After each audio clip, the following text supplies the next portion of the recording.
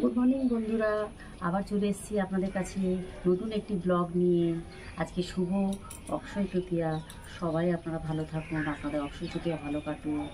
আর আমি আজকে ফার্স্ট কাজ হচ্ছে এই চান করে 5:30টার সময় উঠে ঘর মুছে জামা কাপড় এই যে কাচা হয়ে গেছে আমার, চান করে বেরোলাম।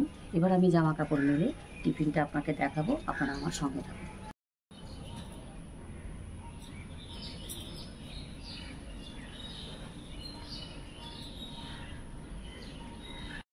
ফটাফট করে বিছানাটা গুছিয়ে নিলাম, টিফিন করব।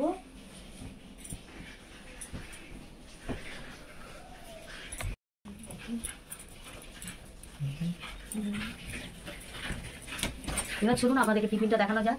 মানে ময়দা নিলাম, দেখতেই পাচ্ছেন, আর একটু সামান্য আটা নেব।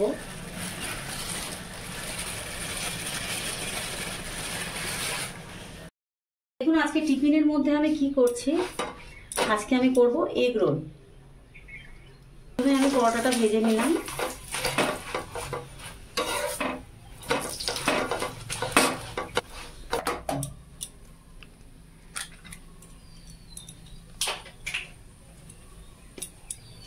একটু বিট নুন দিয়ে দিলাম।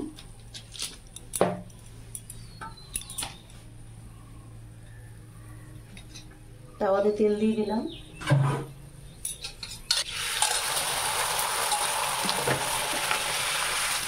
ডিমগুলো আমি বড় ছোট ছোট হয়ে যাবে।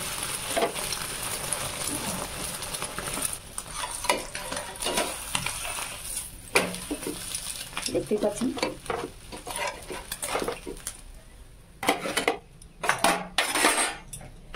শসা আছে, পেঁয়াজ আছে, কাঁচা লঙ্কা আছে, একটু শুধু বিট নুন দেব। এই মিশ্রণটাকে চামচে করে মেখে নেব। আমি জানি আপনারা সবাই জানেন, যেহেতু আমি ব্লগ করছি বলে তাই জন্য আমি সম্পূর্ণ জিনিসটা আপনাদের দেখাচ্ছি। সস দিয়ে দিচ্ছি এর মধ্যে, টমেটো কেচাপ, যে যেমন খাবেন দেবেন। দেখুন দোকানের মতো রোল রেডি। এবার বাচ্চাদেরকে কি টিস্যু পেপার দিয়ে এরকম করে গুটিয়ে দেবেন, তাহলেই রোল হয়ে গেল। দেখতে পাচ্ছেন কত ভালো লাগছে, পুরো দোকানের মতো। তাহলে বন্ধুরা দেখুন, আপনার দাদা বাজার থেকে নিয়ে এসছে মাংস মুরগির, আর এদিকে হচ্ছে চিংড়ি মাছ, আর এটা হচ্ছে মানকচু। আপনারা মানকচু অনেক রকম রান্না খেয়েছেন, আজকে আমি একটি নিত্য নতুন স্টাইলে রান্না করব। খেয়ে দেখবেন কেমন লাগলো, অবশ্যই কমেন্ট বাক্সে জানাবেন। তাহলে চলুন দেখতে থাকুন। প্রথমে আমি মানকচুটাকে কুটে নেব, ডুমো ডুমো করে কুটে নেব।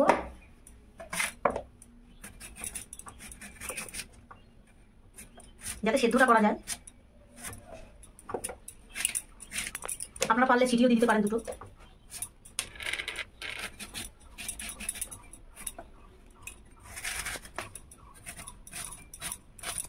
বন্ধুরা দেখতে পাচ্ছেন, আমি প্রথমে মাংসটা ম্যারিনেট করব। এই যে লেবু দিচ্ছি ফার্স্টে, প্রথমে লেবুর রস দিয়ে দিলাম, দেখতে পাচ্ছেন,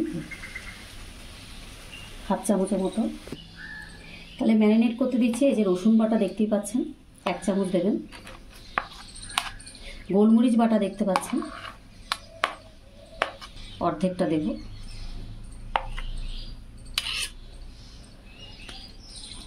দেখতে পাচ্ছেন এটা আদা বাটা, এটা আদা, এটা জিরে।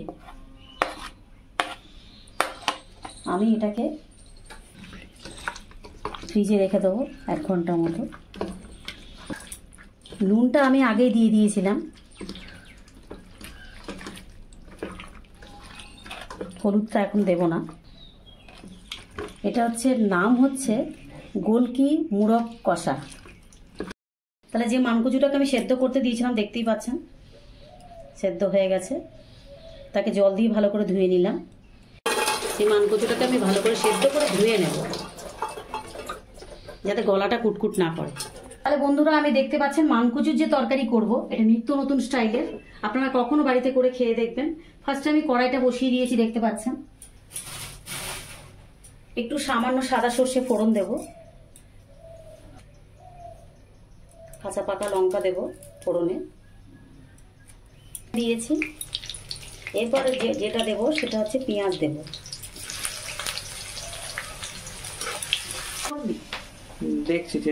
তো দেখতেই পাচ্ছেন পেঁয়াজটা ব্রাউন কালার হয়ে গেছে। এবার আমি চিংড়ি মাছটা দেব।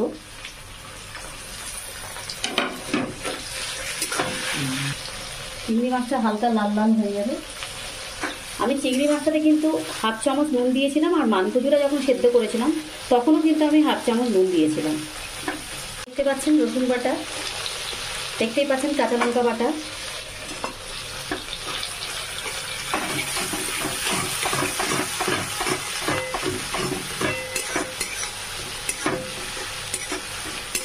এটা যে মশলার গন্ধটা চলে যাবে তারপরে সর্ষে বাটাটা দেবো পরে।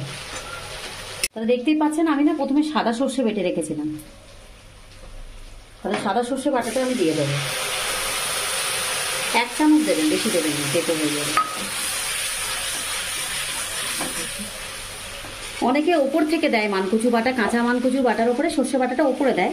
আমি একটু লেটেস্ট টাইপের রান্না করে দেখাচ্ছি, তার জন্য আমি ওপর থেকে দিইনি, একটু সামান্য কষিয়ে নিলে কি সর্ষে বাটার গন্ধটা চলে যাবে। এবার আমি যে মানকচুটাকে সেদ্ধ করেছিলাম নুন দিয়ে, সেটাকে আমি ম্যাশ করে দিয়েছি ম্যাশারে।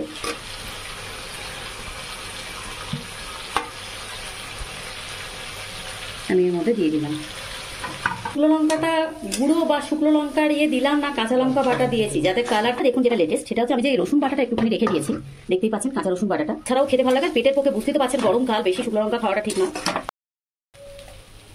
দেখুন আমি যেহেতু চিংড়ি মাছে নুন দিয়েছিলাম, মানকচুতে নুন দিয়েছিলাম, তার জন্য অল্প একটু নুন দিয়ে দিলাম।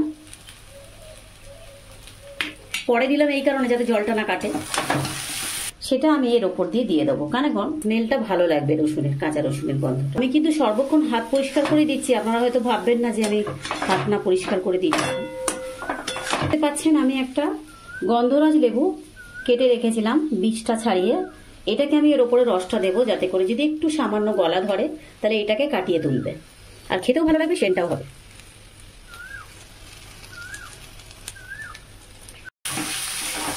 আর সামান্য একটু চিনি দেবো, দেখতে পাচ্ছেন সামান্য একটু চিনি দেবো।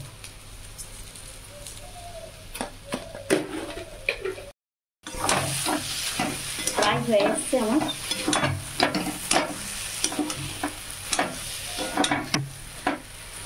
এটাও কিন্তু অ্যাকচুয়ালি চিংড়ি মাছ দিয়ে মানকচুর ভর্তা, কখনো করে খেয়ে দেখবেন।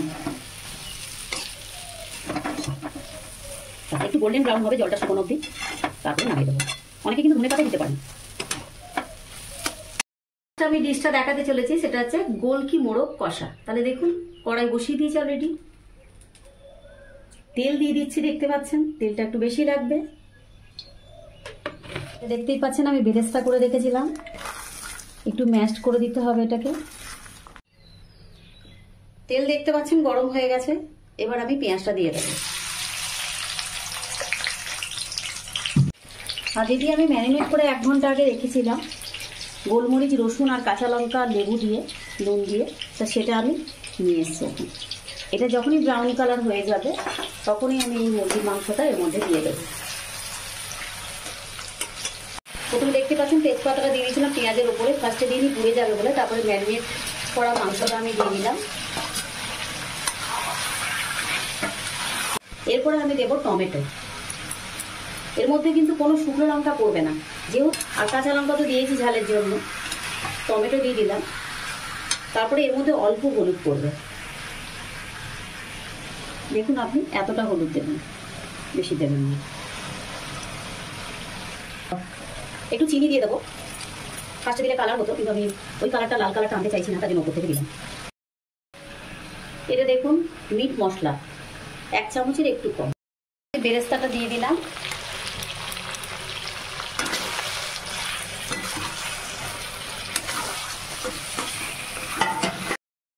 সামান্য একটু জল দিয়ে দিচ্ছি হালকা,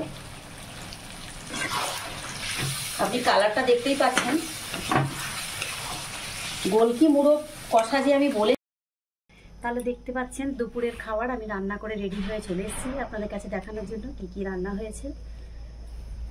বললাম এই যে মানকচুর চিংড়ি মাছ দিয়ে ভর্তা, আর আপনাকে বলেছিলাম যে গোলকি মোরগ কষা, আচ্ছা আমের চাটনি, 1 পিস মাছ ভাজা, আমি পরে ভেজেছি এটা, আর একটু সামান্য ঝিঙে আলু পোস্ত, ওটা করেছিলাম আপনাদের দেখাইনি, ভিডিওটা বড় হয়ে যাবে বলে।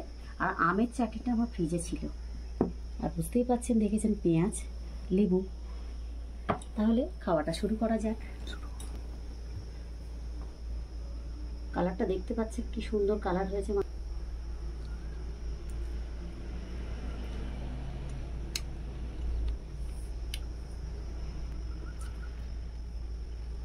কোনো কথা হবে না, জাস্ট ফাটাফাটি। খেয়ে দেখবেন, পুরো গোলমরিচের স্মেল, কাঁচা লঙ্কার একটা স্মেল, অসাধারণ খেতে হয়েছে। করবেন, খেয়ে দেখবেন কেমন হলো কমেন্ট বক্সে অবশ্যই জানাবেন। আবার দেখা হচ্ছে আপনার সাথে। তাহলে বন্ধুরা, আমি আজকে অক্ষয় তৃতীয়ার জন্য বেরিয়েছিলাম সন্ধ্যেবেলায়, তাই আপনাকে আমি সন্ধ্যেবেলায় স্ন্যাক্সটা দেখাতে পারিনি। রাত্রিবেলা একদম চলে এলাম ডিনারে, এখন বাজে 9:45। তাই জন্য আমি ভাত আর আমার একটু ফ্রিজে মাছের তরকারি ছিল। আমি না খুব একটা মাংস খেতে ভালোবাসি না, আমি মুরগির মাংসটা একদমই পছন্দ করি না, তা যার জন্য ভাবলাম রাত্রিবেলায় খাবো। খাওয়ার সাথে আপনাদের ভিডিওটাকে সমাপ্ত করে আপনাদেরকে বাই বলবো।